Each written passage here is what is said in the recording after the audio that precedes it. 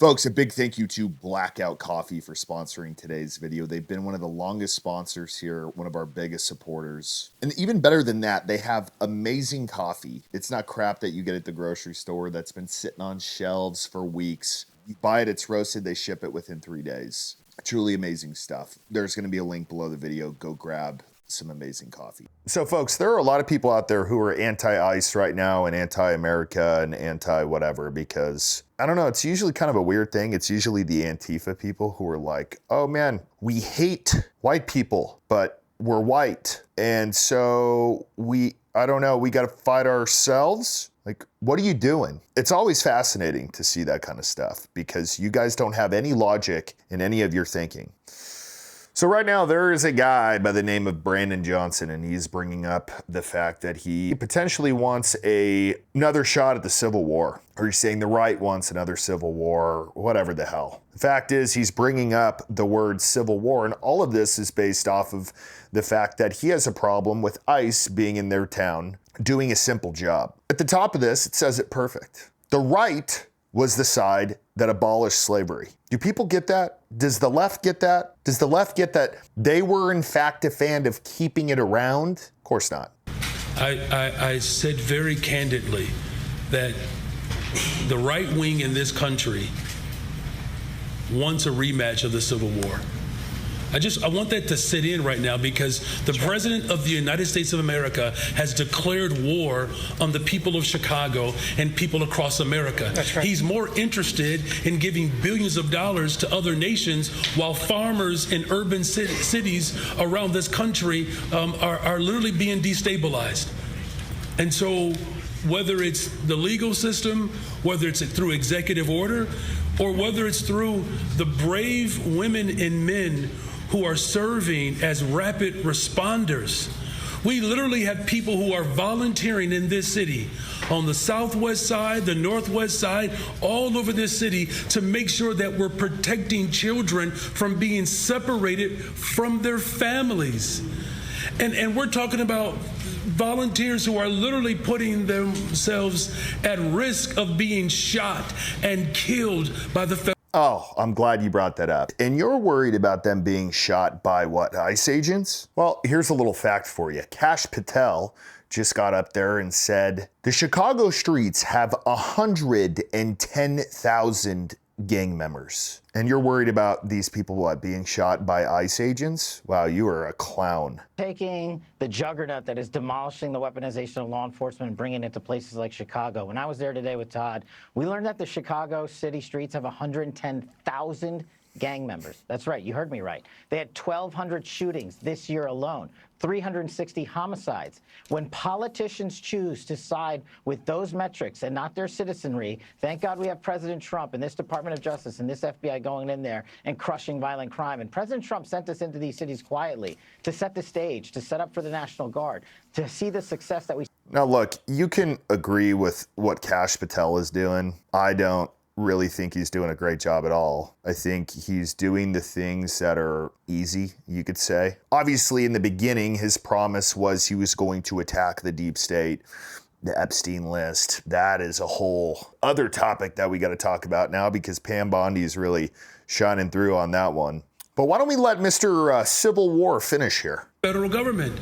And so whether it's the legal system, whether it's our continuous struggle for liberation through organizing, and whether it's through executive action or whether it's through law, it would be nice if we actually had lawmakers in Washington that would actually hold this president accountable. And if they won't do it, then the city of Chicago will, using every single tool that's available to us.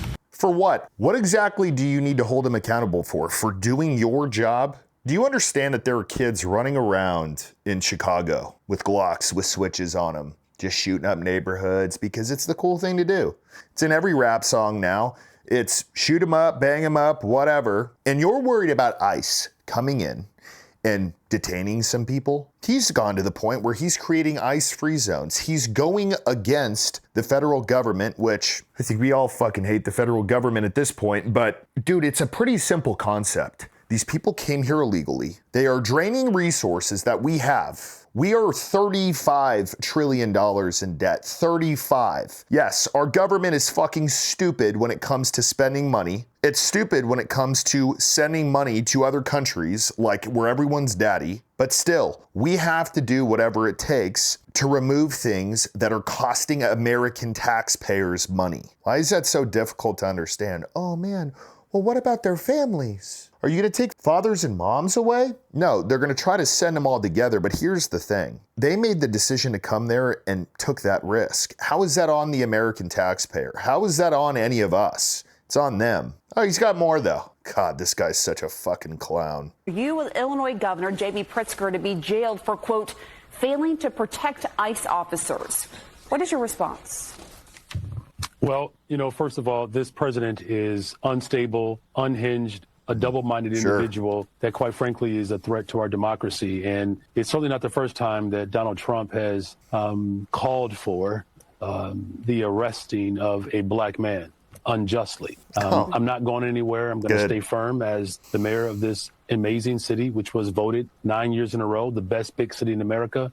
And we're going to defend all of Chicago. Yeah, and to be clear, he's also calling for the governor, J.B. It was voted the best big city in what? For what? For crime? For the amount of shootings that y'all have? The amount that you do not give a fuck about keeping the city safe? Is that what it was voted the best for? Because what else is it good for?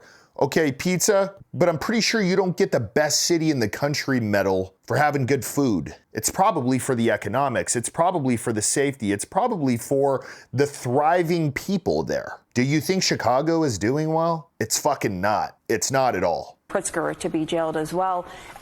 What are you hearing when it comes to the Texas National Guard troops, when they'll actually be deployed into the city, what they're actually going to be doing there? Well, there's been no communications with my administration and the federal government.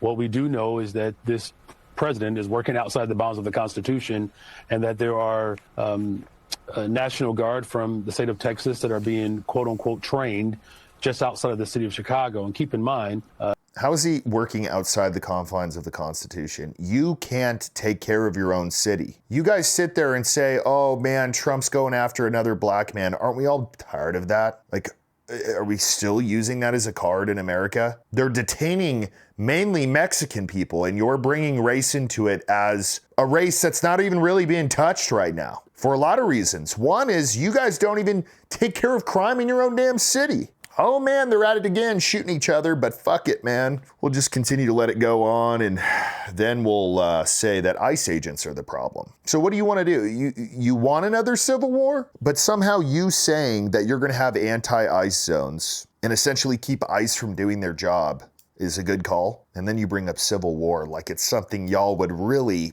do well at. It's laughable.